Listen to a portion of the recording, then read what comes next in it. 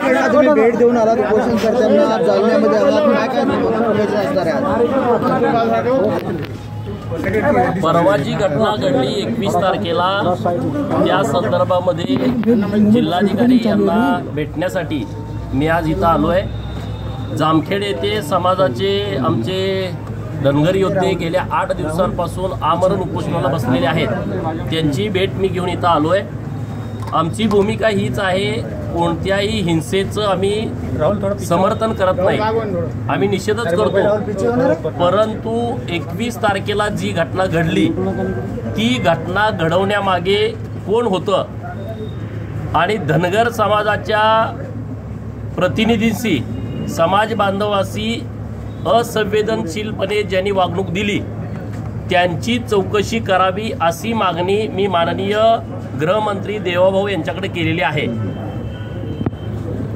धनगर समाज हा कायदा मानणारा समाज आहे आणि म्हणूनच धनगर समाजाच्या आरक्षणाच्या अंमलबजावणीची लढाई ज्या पद्धतीनं आम्ही रस्त्यावरती लढतोय त्या पद्धतीनं आम्ही न्यायालयात पण लढतोय।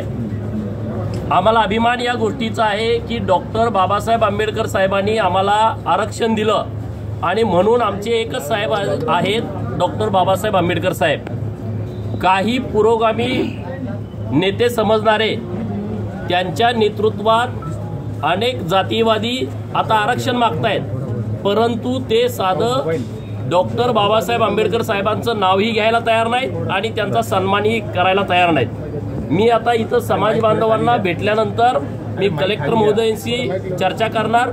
राज्य सरकारला आमची विनंती आहे आणि मागणी आहे की ज्या पद्धतीनं तुम्ही चुकीचे गुन्हे 21 तारखेला नोंद केलेले आहेत ते गुन्हे तात्काळ माघारी घ्यावे। काही लोक त्या आंदोलनामध्ये सहभागी नव्हती, काही ओबीसी बांधवांनी या आंदोलनाला पाठिंबा दिला म्हणून त्यांची नावं जाणून बुजून या सगळ्या केसमध्ये टाकलेली आहेत। ती सगळी नावं मागं घेऊन ही केस काढून टाकण्यात यावी अशी मागणी मी सरकारकडे केलेली आहे। दुसरा विषय असा आहे की धनगर समाजाचे उपोषण चालू आहेत, आंदोलन चालू आहेत। जरांगे पाटलांच्या उपोषणाला मुख्यमंत्र्यांनी भेट दिली, पण तुमच्या उपोषणाला कुठे भेट दिली नाही, समाजामध्ये रोष आहे का?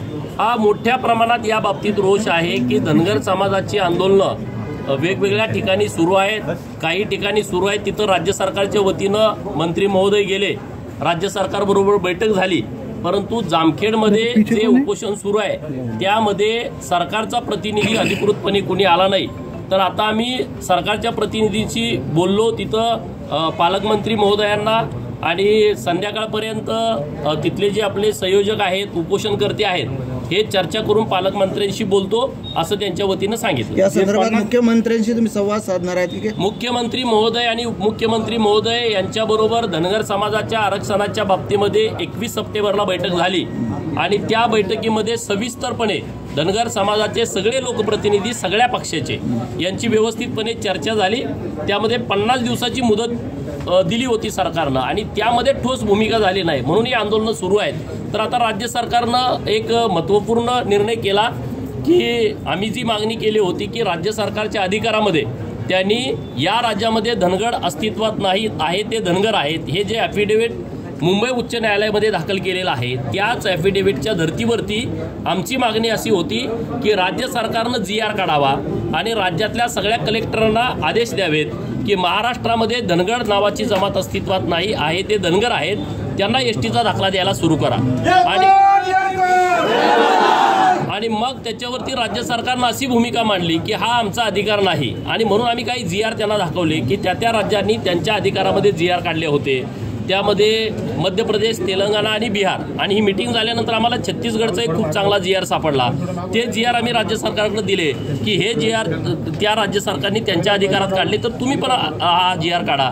तर त्यांनी म्हटलं की तो GR त्यांनी कसा काढलाय राज्य सरकारने त्याचा अभ्यास करणं अपेक्षित आहे आणि म्हणून 9 लोकांची कमिटी आणि त्यामध्ये 5 अधिकारी आहेत, 4 अशासकीय धनगर समाजाचे प्रतिनिधी आहेत, अशा 9 लोकांची कमिटी राज्य सरकारनं अभ्यासासाठी गठीत केली आहे। आणि मला वाटतं या 2-4 दिवसामध्ये त्यांना लागणारा सगळा निधी देऊन त्यांना ताबडतोब त्या इतर राज्यामध्ये पाठवावं हे त्या बैठकीमध्ये ठरलं होतं। तर आता त्या पद्धतीनं कामकाज सुरू आहे। जालन्याच्या पार्श्वभूमीवर आपण काय मागणी करतो? जालन्याच्या पार्श्वभूमीवर माझी मागणी ही आहे की जिल्हाधिकारी महोदयांना धनगर समाजाचे प्रतिनिधी आदल्या दिवशी जाऊन भेटले होते की तुम्ही आमचं जो मोर्चा येणार आहे निवेदन द्यायला, त्या मोर्चाचं निवेदन स्वीकारायला माननीय जिल्हाधिकारी साहेब किंवा त्यांचे सक्षम अधिकारी यांनी यावं.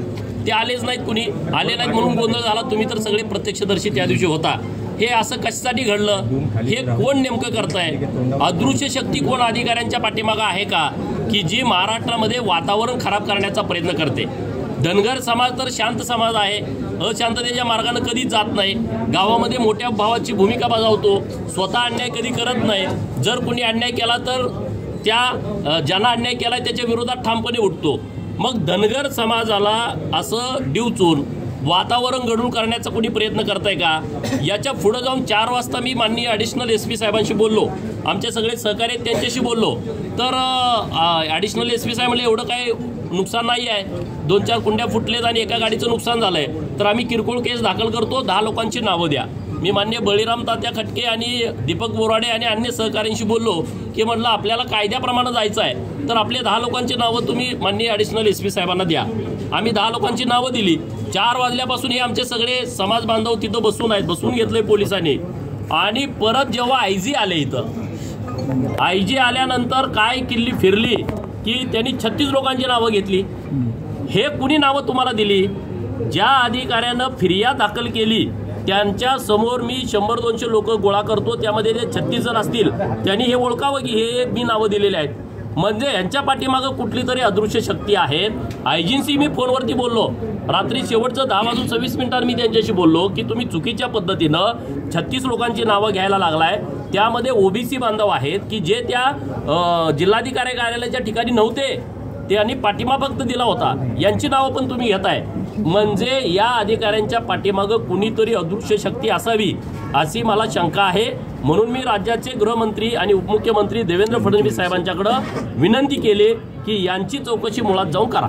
दुसऱ्या दिवसाचं अल्टिमेट होतं, आश्वासन दिलं होतं राज्य सरकार आरक्षण मिळणार, अजून काय आरक्षण मिळालं नाही किंवा धनगर समाज या पार्श्वभूमीवर आपण समाज एक सरकारचे घटक आहात, आपल्या स्तरावर आपण काय कारवाई करतो? बघा, मी सातत्यानं पाठपुरावा करतोय, समाजी माझा रस्त्यावरती उतरलाय, आंदोलन करतोय, उपोषण करतोय. सगळ्या बाजूला आमची लढाई सुरू आहे. दुसऱ्या बाजूला न्यायालयात पण लढाई लढतोय. 8 डिसेंबर, 11 डिसेंबर आणि 15 डिसेंबर 3 तारखा उच्च न्यायालयानं अंतिम सुनावणीसाठी दिलेल्या आहेत. म्हणजे आम्ही न्यायालयामध्ये पण लढाई लढतोय आणि सरकारकडे पण मागणी करतो की तुम्ही GR काढा.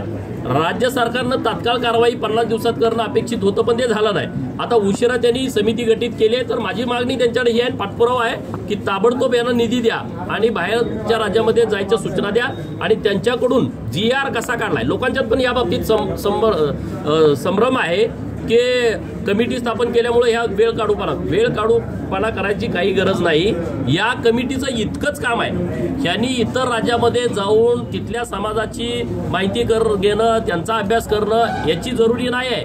या समितीचं एवढंच काम आहे की त्या राज्य सरकारनं कोणत्या आधारे GR काढले की STच्या बाबतीमध्ये काही कानामात्रा बदलायचा असेल, काही ठिकाणी त्यांनी 6% 10% केलं. हा अधिकार कुठल्या पद्धतीनं, कार्यपद्धती काय होती एवढीच फक्त माहिती घ्यायची आहे. तर येत्या मी काल परवा दिवशी आमच्या समितीची बैठक झाली आणि त्या समितीला वेळेच्या बाबतीत विचारतं ते प्रत्येक राज्यामध्ये किमान 8 दिवस तर वेळ लागेल असं समितीचं म्हणणं आहे. म्हणजे 1 महिन्याच्या आतमध्ये तोही अहवाल सरकारकडे येईल. म्हणजे अशा दोन्ही बाजूला आम्ही लढाई लढतोय.